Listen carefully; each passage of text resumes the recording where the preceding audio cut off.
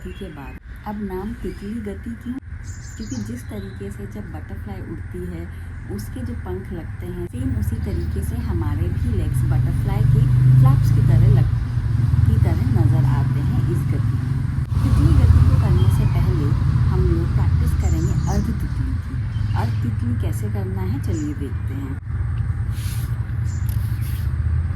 Left leg हमारा straight रहेगा and right leg को बेंड करेंगे। हमारा जो ये लेग है ये हमारे थाई पे टच होना चाहिए। अगर यहाँ पे आपका टच नहीं होता है तो आप नी तक भी इसको ला सकते हैं।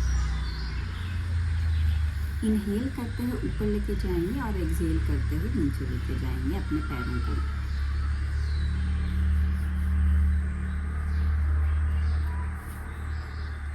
दूसरा लेग स्ट्रेट रहेगा।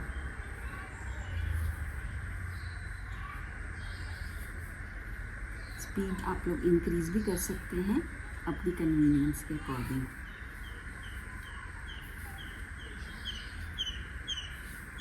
बैक स्ट्रेट रहनी चाहिए।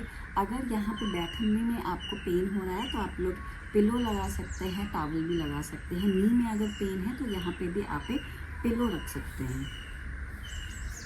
दूसरे लेग से भी सेम चीज़ रिपीट करेंगे।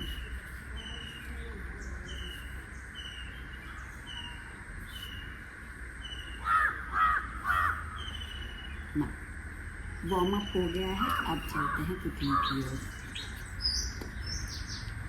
टैप करेंगे लेग्स को। अब जितना हो सके अपनी कन्वीनियंस के अकॉर्डिंग दोनों पैरों के तलवों को अपने पेल्विक बोन की तरफ लेके आएंगे। अगर उतना नहीं हो रहा है तो जहाँ तक आपका पैर जा रहा है वहीं तक आप लेके जाइए। यहाँ तक अगर जा रहा है तो यहाँ तक लेके आइए। अपने हाथों की हेल्प से अपने पैरों को सपोर्ट देके और पास लेके आइए। बैक स्ट्रेट रहनी चाहिए और धीरे धीरे अपने नीज को ऊपर और नीचे करेंगे। ब्रीदिंग पैटर्न आपका नॉर्मल रहेगा।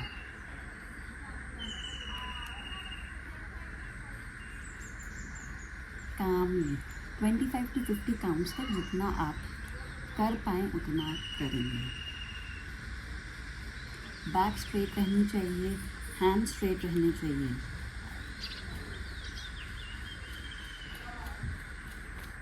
And then relax.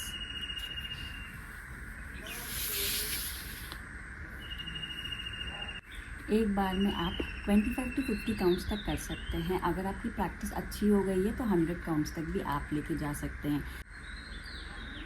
इसकी प्रैक्टिस आप लोग डेली कर सकते हैं। अब बात कर लेते हैं प्रिकॉशंस की। कौन कौन सी बातों का ध्यान रखना है। इसमें एक चीज़ सबसे इम्पॉर्टेंट है कि आपकी बैक हमेशा सीधी रहनी चाहिए, स्ट्रेट रहनी चाहिए। बैक और नेक एक स्ट्रेट लाइन में होने चाहिए। अगर आपको दिक्कत हो रही है, सीधे बैठने में नहीं बैठा जा रहा, तो आप लोग उस केस में वॉल का सपोर्ट भी ले सकते हैं।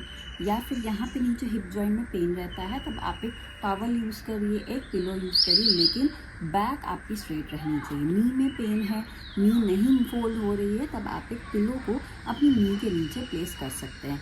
साइटिका का पेन है या फिर लोअर बैक में बहुत ज़्यादा पेन है तब भी आप इस प्रैक्टिस को अवॉइड करेंगे।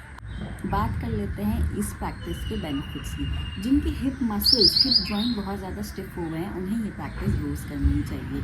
पद्मासन में जो लोग नहीं बैठ पाते हैं, नहीं बैठा जाता है पद्मासन में या फिर अर्ध पद्मासन भी नहीं लगाया जाता, उन्हें भी ये प्रैक्टिस रोज़ करनी चाहिए। अब क्योंकि इस प्रैक्टिस में हमारे पेल्विक ऑर्गन्स में जो ब्लड फ्लो है उसका सप्लाई बढ़ जाता है, इसीलिए रिप्रोडक्टिव ऑर्गन्स के लिए बहुत ज़्यादा बेनिफिशियल है, बोथ मेल एंड फीमेल के लिए। पीसीओडी की प्रॉब्लम है या फिर पेनफुल पीरियड्स रहते हैं, क्रैम्प्स रहते हैं, या फिर आप कंसीव करना चाहती हैं, प्रेगनेंसी प्लान करना चाहती हैं, तब भी आपको इसकी प्रैक्टिस रोज़ करनी चाहिए। अगर आपको यूटीआई यानी कि यूरिनरी ट्रैक इन्फेक्शन बार बार होता है तब आपको ये प्रैक्टिस बहुत हेल्प करेगी। आज के लिए बस इतना ही। Thank you.